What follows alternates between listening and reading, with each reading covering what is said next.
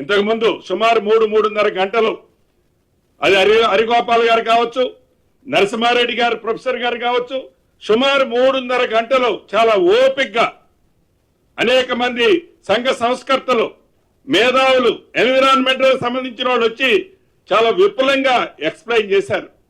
ఈ ప్రభుత్వానికి ఏమి స్వార్థం ఉందేడా అంటే, ఈ యూనివర్సిటీ ముసుగులో ఆనాటి పెద్దలు ఆ 400 ఎకరాలు కొట్టకుండా మిగిలిన దాన్ని తిరిగి తెలంగాణ ప్రభుత్వానికి పేదోడికి ఇప్పేయటం తాపత్రయపడే ఈ ప్రభుత్వానికి తప్ప,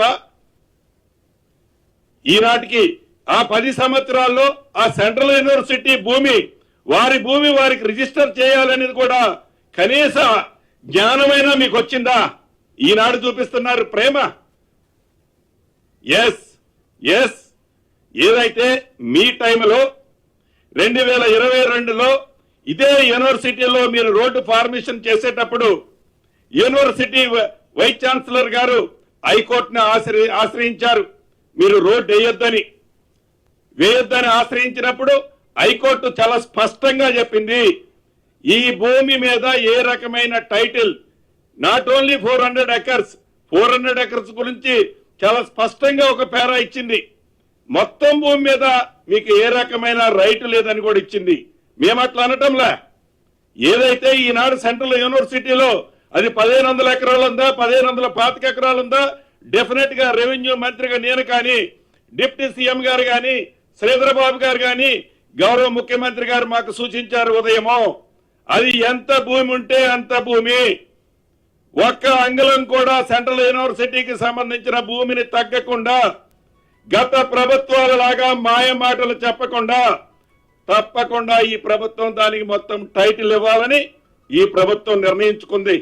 ఆ విద్యార్థులకి మంచి భవిష్యత్తు ఇవ్వటం కోసం ఎంతవరకైనా ఈ ప్రభుత్వం చేయాలి అంటే చిత్తశుద్ధితో చేయాలని ఈ ప్రభుత్వం ఉంది. ఈ ప్రభుత్వాన్ని మీరు శంకించేది, ఈ ప్రభుత్వం మీదన గుడ్డ కాల్చి మీరు వేసేది.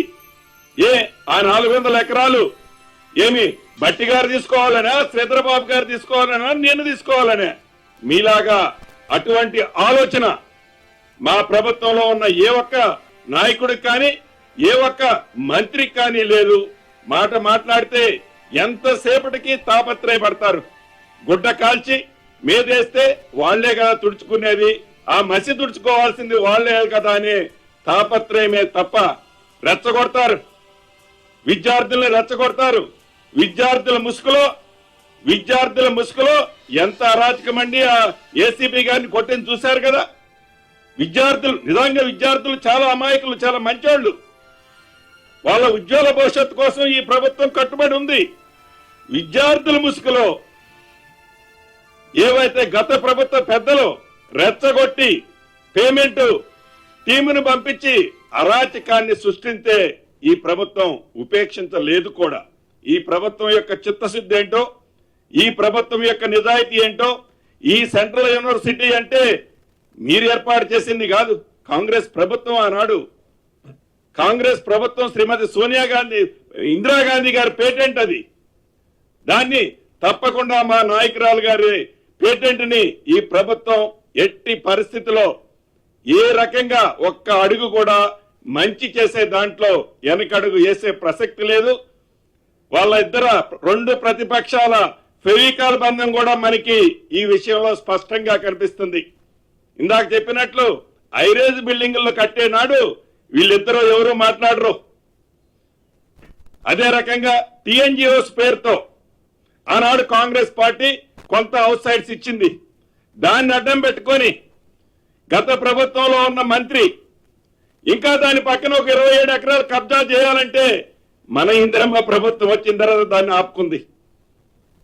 అంటే మీరు చేసిన అరాచకాలని సరిచేస్తూ, మీరు అన్ని రకాల్లో మీరు చేసిన అరాచకాలని సరిచేస్తూ ఈనాడు ఈ ప్రభుత్వం ఎంత చిత్తశుద్ధితో నిజాయితీతో పేదవాళ్ల కోసం పనిచేస్తుందన్నది ముమ్మాటికి నిజం.